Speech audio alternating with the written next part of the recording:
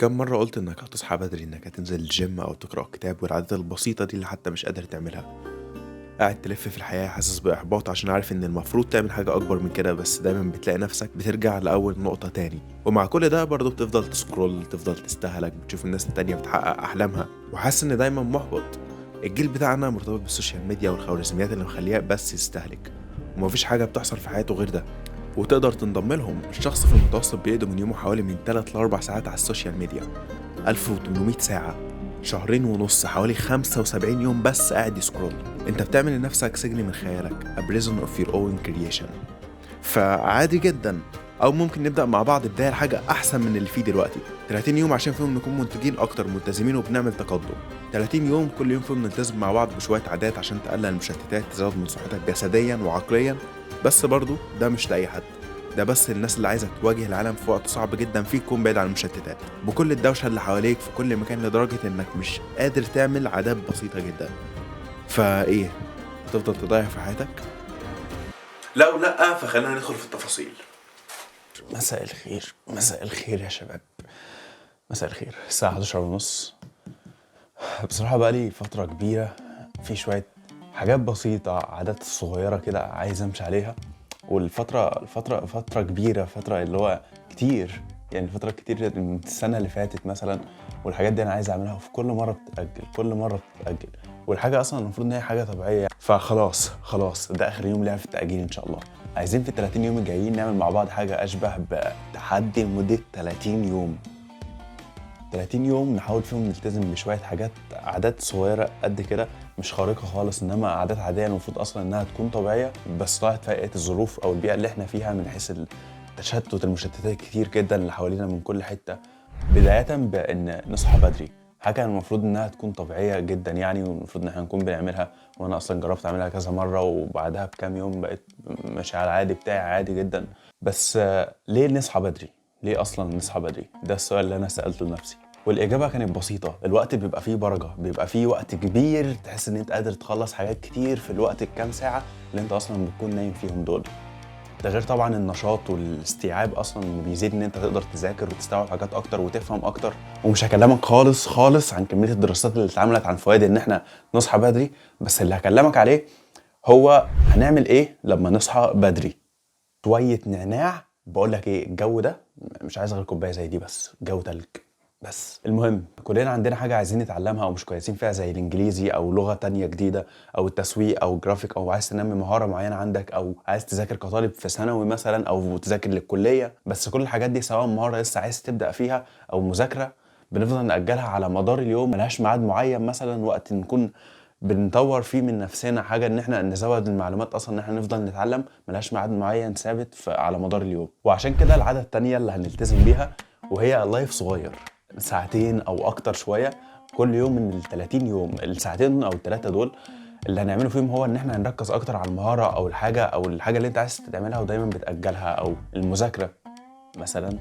وكمان ده اكتر وقت اصلا احنا محتاجين نتعلم فيه مهارات وننمي السكيلز بتاعتنا، عشان تقريبا هي دي اللي بتجيب فلوس دلوقتي، عايزين نقبض بالدولار. او برضو المذاكره للكليه او ثانوي، كمان ساعتين تحسهم وقت صغير. طبعا، بس ده هيكون في بدايه اليوم، فالاستيعاب هيكون كبير شويه. كمان دي بس ما هي الا عاده، بدايه في بدايه اليوم، مش ده بس اللي هتعمله، طبعا هتذاكره على مدار اليوم كله. والعاده الثالثه اللي عايزين نلتزم بيها بتتلخص في جمله واحده بنسمعها من واحنا صغيرين، وهي العقل السليم في الجسم السليم. عجيب قد ايه الجمله دي صح جدا. انت لما بتعمل نشاط بدني، سواء جيم او كوره او اي حاجه تانية، انت بتكون في حاله من الهدوء النفسي كده، بتطلع كل زهقك وطاقتك وكل الحاجات الوحشه اللي في دماغك واللي حصلت على مدار اليوم، فحاجه بتعود عليك بفايده، وبتعمل تغيير في يومك وفي مودك اصلا، وفي تركيزك في اي حاجه انت بتعملها. وبرده غير كميه الدراسات اللي اتعملت اللي انت اصلا عارفها عن فوائد الرياضه وقد ايه الرياضه مفيده للجسم والتركيز، لو انت بتذاكر وعايز تذاكر وتستوعب اكتر. انا مش هكلمك عن ده، بس انا هاخد بايدك عشان مع بعض 30 يوم الجايين ان شاء الله، هو شهر واحد 4 اسابيع، نلتزم مع بعض نروح كل يوم الجيم او ايا كان الرياضه اللي انت عايز تعملها. وهي دي العاده الرابعه، ان نعمل اي نشاط بدني، اي رياضه في اليوم، اي حاجه فيها حركه، سواء نجري، ننزل جيم، نلعب كوره، او كبانات. انا مش عارف بصراحه انتوا بتعملوا ايه، فاي نشاط بدني وخلاص يعني. والعاده الرابعه بقى العقل. هنحدد كتاب هنقرا فيه كل يوم قبل ما ننام نص ساعه، بس نص ساعه كل يوم قبل ما ننام لمده 30 يوم الجايين. وانا بصراحه في النقطه دي انا مش احسن حد يرشح كتب، عشان انا ما عنديش خبره كبيره في القراءه. فالنقطه دي بتاعتكم انتوا اللي هترشحوا كتاب على مدار الشهر. هو كتاب واحد بس ان شاء الله، هيكون هدفنا ان احنا نخلصه على اخر يوم في الشهر. فممكن ترشحوا كتاب في الكومنتس تحت ونقراه بعد كده على مدار ال 30 يوم الجايين دول. عايزين نخلي القراءة عادة أساسية ونجرب الفوائد اللي كل الناس بتتكلم عنها، وأغنى أغنياء العالم اللي بيقرأوا كتب، وإيلون ماسك اللي دخل في مجال الصواريخ وبنى صاروخ بيرجع للأرض لوحده لما قرأ كتاب. عايزين نجرب الحاجات دي، فخلينا ندي 4 أسابيع من حياتنا الطويلة للكتاب، ونقرأ نص ساعة كل يوم قبل ما ننام في ال4 أسابيع الجايين. العادة الخامسة هي الجورنالينج أو كتابة اليوميات. الأيام عمالة تعدي علينا، واليوم اللي بيعدي بيتنسي، ما بنفتكرش أي حاجة فيه خالص. والدليل على كده السنة اللي عدت 2022 تقريبا، في آخر يوم أنا ما كنتش فاكر إطلاقا أنا عملت إيه طول السنة. كنت حاسس إن أنا ما عملتش حاجة تقريبا، مش فاكر أي حاجة حصلت على مدار السنة. وعشان كده بما إن كده الأيام بتعدي، فخلينا نفضفض الورقة كل اللي في الدماغ دلوقتي حالا في اللحظة اللي إحنا فيها، في اليوم اللي إحنا فيه. ورقة نشوفها بعد كده ونفتكر حياتنا كان بيحصل فيها إيه في الفترة دي، او على الاقل لمده 30 يوم بس. ال 30 يوم الجايين دول انا عارف ان قلت 30 يوم كتير، بس هم 4 اسابيع، فخلينا نجرب مع بعض. انا عمري اصلا ما جربت الجورنالينج اصلا ولا كتابه اليوميات، وكنت فاكر ان هو كلام يعني اكتب مين يا عم.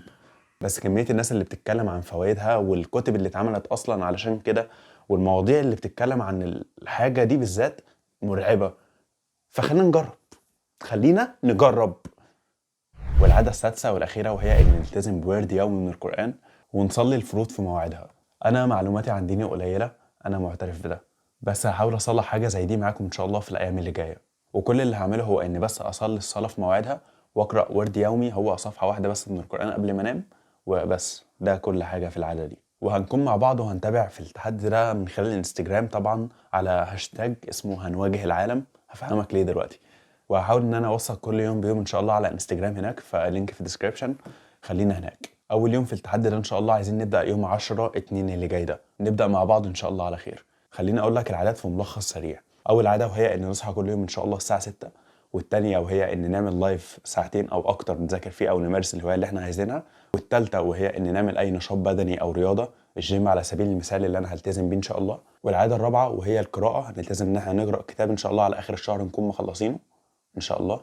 الخامسة وهي الجورنالينج أو كتابة اليوميات، والسادسة وهي الورد اليومي والصلاة في مواعيدها.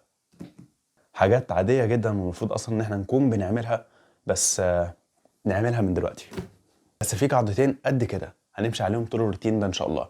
أول واحدة وهي إن طول ال 30 يوم لو قطعت يوم واحد أو عديت يوم من غير ما تعمل العادات دي، هتضطر إن أنت تعيد من الأول، تبدأ تعد ال 30 يوم من الأول خالص. أيوة، ما هو مش لأي حد، وان شاء الله مش هنعدي يوم، يعني هم كلهم على بعض 4 اسابيع. هيكون في ورقه زي التو دو ليست كده هنعلم عليها كل العادات اللي هنعملها في اليوم، المتقسمه على مدار الشهر. ورقه هنطبعها عادي جدا، هسيب لك اللينك بتاعها في الديسكريبشن تحت برضو. هتكون حركه كويسه علشان لما تخلص كل يوم كده عليه علامه صح، ولما نوصل لاخر يوم انا عايز اجرب الورقه دي، ابقى فخور بنفسي ان انا كملت 30 يوم على الحاجات اللي انا كان نفسي اعملها من زمان. وتاني حاجه وهي ما تكونش لوحدك. حتى لو انت بتشوف الفيديو ده بعد ما عدى خالص الوقت ده وعدت 2023 كلها، ما تعملش التحدي ده لوحدك او ما تمشيش في حاجه لوحدك. لو مش انت وصاحبك او لو مش انت وحد تعرفه هتشارك معاه الفيديو ده وتمشوا مع بعض على الروتين ده، هنكون كلنا مع بعض على الهاشتاج اللي اسمه هنواجه العالم. هنواجه العالم. انا ما قلتلكش صح اسم التحدي ده هيكون ايه؟ اسمه هيكون سيف بيواجه العالم. اسم تحسه كليشيه شويه كده او كده، بس حسيته اقرب تشبيه اللي هنحاول نعمله ان شاء الله في الفتره الجايه، عشان نحاول نغير من العادات ومن الروتين بتاعنا اللي احنا بنعمله كل يوم عشان نوصل ان شاء الله لحاجه كويسه. وسواء سيف، عمر، اروى، جهاد، اي حد، الفكره والمعنى واحد. واخيرا حابب اقول ان الوقت كده بيعدي، وما هي الا محاولة بسيطة للتطور والخروج من زون الراحة اللي بقى محاوطنا من كل مكان. محاولة عشان بعد 30 يوم نكون احسن من دلوقتي، حتى ولو بخطوة واحدة، نتعلم حاجة واحدة جديدة. محاولة لتغيير الواقع بتاعنا دلوقتي ونعمل كل يوم انجاز احسن من اليوم اللي قبله. وادام كده ال 30 يوم دول هيعدوا، فخليهم يعدوا في حاجة تخليك شخص احسن. اتمنى تكون متحمس زيي علشان نبدا التحدي ده، وبس بدايتنا 10/2. ما تنساش تعمل كومنت عشان تعرفنا لو الفكره كويسه ان شاء الله وهنعملها مع بعض. وبرضو تروح انستجرام عشان كل حاجه هتكون هناك. واسم التحدي انت بتواجه العالم، فخلينا نواجه العالم مع بعض. كل حاجه في الديسكريبشن. سلام.